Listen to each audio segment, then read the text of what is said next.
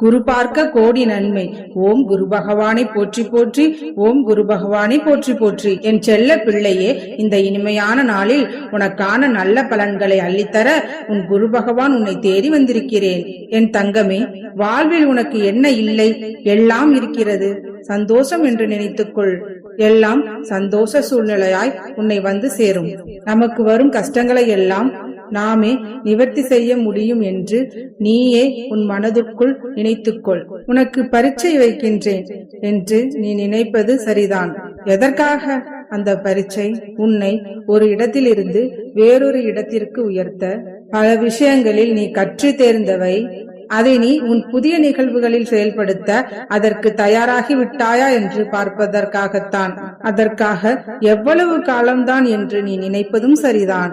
ஆனால் முழுமையான முறையில் ஒன்றை தயாரிப்பதுதான் அது முழுமையாக இருக்கக்கூடும். அவற்றைத்தான் நான் உனக்கு செய்கின்றேன்.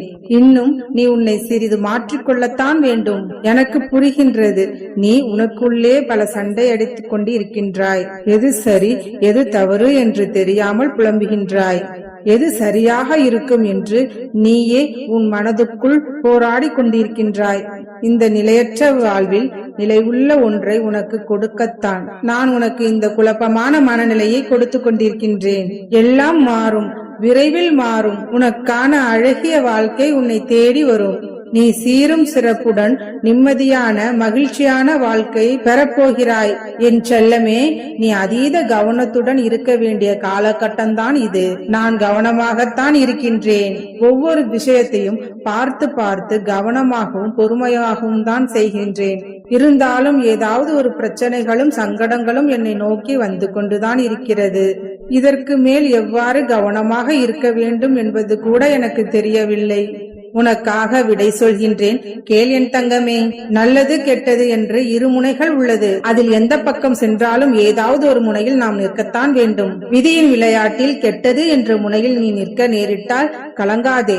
அதை இப்பொழுதே என்னிடம் ஒப்படைத்து விடு. அதை முற்றிலும் நான் பார்த்துக் கொள்கின்றேன். என்ன செய்வது என்று உன் உள்ளுணர்வாய் உன் மனதில் அமர்ந்து கொண்டு விடை சொல்லிக் கொண்டே இருப்பேன். கவலைப்படாதே என் தங்கமே. என் நாமத்தை தினமும் உச்சரித்துக் கொண்டே இரு. மாயை உன் வாழ்க்கையை படாத பாடுபடுத்துகிறது என்பதை நான் அறிவேன். வாழ்வில் எனக்கென தோன்றுவார் யாரும் இல்லை. என்னை முன்னேறச் செய்யும் எந்த சூழலும் கிடைக்கவில்லையே என்று வருந்தாதே. சூழ்நிலையும் முன்னேற்றமும் ஏற்படுத்துவது அல்ல, அதை நாமே உருவாக்குவதுதான். அதை நான் ஏற்படுத்துவேன். வருங்காலம் எல்லாம் ஏற்றமான காலமாக உனக்கு அமையும். நீ நினைத்த ஒரு வாழ்க்கை உன்னை நோக்கி வந்து கொண்டிருக்கிறது. நம்பிக்கையையும் பொறுமையையும் கடைபிடித்துக் கொள் என் தங்கமே. உன் சூழ்நிலைகளுக்கான தேவைகள் எல்லாம் சரியான நேரத்தில் உன்னை தேடி வரும். என் அன்பு தங்கமே, வாழ்க்கையில் எந்த ஒரு செயலும் காரணம் காரியமின்றி நடக்காது. உன் கஷ்டத்தை நான் பார்க்க மாட்டேன் என்று நீ என்னிடம் சண்டையிடுகிறாய். என் தங்கமே, உன் கஷ்டத்தை நான் எவ்வாறு பார்க்காமல் இருப்பேன்? கவலைப்படாதே.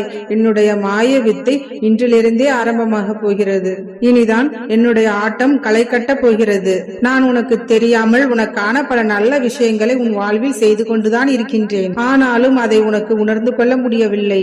நீ எப்பொழுதும் என் மீது கோபம் கொள்கின்றாய். அதற்காகத்தான் நீ வேண்டியதை அனைத்தையும் உன் கையில் கொடுத்துவிட உன் அப்பா உன்னை தேடி வந்திருக்கிறேன். நான் உன் இதயத்தில் உள்ள காயத்தையும் கண்ணீரையும் நான் அறிவேன். உன் கண்ணீரையும் காயங்களையும் துடைக்க விரைவில் ஒரு நல்ல செய்தி உன்னை வந்து சேரும். நீ விரைவில் சந்தோஷத்தையும் முழுமையான வாழ்க்கையும் பெறப்போகிறாய். ஆனால் வாழ்க்கையில் இன்பம் துன்பம் என்று இரண்டுமே சரிசமமாகத்தான் இருக்கும். ஆனால் யாரும் இன்பத்தில் மனவலியை பெறுவதில்லை. அதனால் இன்பம் வரும் பொழுது இது ஏன் எனக்கு வந்தது என்று யாரும் கேட்பதில்லை. பிள்ளையாகிய நீ இரண்டையுமே சரிசமமாக பாரு. எல்லாம் சரியாக நடக்கும். நீ ஒரு நாளும் பயம் கொள்ளாதே என் தங்கமே. பல நபர்களால் உன் வாழ்க்கையில் பல ஏமாற்றங்களையும் அவமானங்களையும் சந்தித்து விட்டாய். பாவம், நீ பிற நபர்களின் மீது பாசம் வைத்து உன்னை நீயே தொலைத்து விட்டாய். இன்று உனக்கு பரிவு காட்டவும் யாரும் இல்லை, ஆதரவு சொல்லவும் யாரும் இல்லை. நீ நிம்மதியை இழந்து பல நாட்கள் ஆகிவிட்டது. உறக்கம் என்பது கூட உன் கண்களில் இல்லை. உன் கண்ணீரை துடை. உன்னுடைய இந்த நிலைமைக்கு காரணமானவர்களுக்கு சரியான பதிலடியை கொடுக்க வேண்டிய காலமும் தருணமும் வந்துவிட்டது. நீ உணர்ச்சி வசப்படாமல் எதையும் நிதானமாகவும் அமைதியாகவும் பார்த்து கொண்டிரு. நீ எதற்காக இவ்வளவு கவலை கொள்கிறாய்? எதை நினைத்து இவ்வளவு வேதனை அடைகிறாய்? உன்னை சீரும் சிறப்புமாக நிம்மதியான வாழ்க்கையை நடத்தி வர உனக்கான எல்லா வரன்களையும் அள்ளித்தர வேண்டியது என்னுடைய கடமை அல்லவா? வருங்காலம் உன்னை குறைவில்லாமல் வாழ வைக்கும். அந்த காலம் உன்னை தானாக தேடி வரும். இது இந்த அப்பாவின் சத்திய வாக்கு. ஏமாற்றம் ஏற்படும் வேளையில் என்னை ஏமாற்றி விட்டார்கள் என்று அவர்களை குறை சொல்வதை விட, ஏமாற்றம் ஏற்படும் வகையில் இவ்வளவு முட்டாளாக இருந்து விட்டோமே என எண்ணி உன்னை நீனே நினைத்துக்கொள். இனி அவ்வாறாக நடக்காதபடி உன்னை நீனே மாற்றிக்கொள். உன்னை ஏமாற்றியவர்களுக்கான தண்டனையை காலம் நிச்சயம் கொடுக்கும். உன்னுடைய உழைப்பையும் முயற்சியையும் கைவிடாதே. தொடர்ந்து முயற்சி செய். உழைப்புக்கான பலன் என்றாவது ஒரு நாள் உனக்கு கிடைக்கும். நாளை உனக்கான வெற்றி செய்தி ஒன்று வரும். இதன்படி நடந்து நீ வாழ்வில் பல முன்னேற்றங்களையும் சந்தோஷங்களையும் பெறுவாய். இனி நடப்பது அனைத்தும் உனக்கு நன்றாகத்தான் நடக்கும். உன் அப்பா நான் துணை நிற்கையில் நீ எதை பற்றியும் கவலைப்பட தேவையில்லை என் தங்கமே. ஒன்றை மட்டும் நினைவில் கொள், உன் வாழ்க்கை உன் கையில். உனக்கான நல்ல பலன்கள் நீ வாழ்வில் செய்யும் பாவ புண்ணியங்களை பொறுத்தே அமைகின்றன. அதனால் இயன்ற வரை நீ அடுத்தவர்களுக்கு உதவி செய்து பழகு. உனக்கு எது சரியென்று படுகிறதோ அதை பலமுறை சிந்தித்து அலசி ஆராய்ந்து அதன்படி செய். நல்லதே நினை, நல்லதே நடக்கும். குரு பகவானை போற்றி போற்றி, குரு பகவானை போற்றி போற்றி.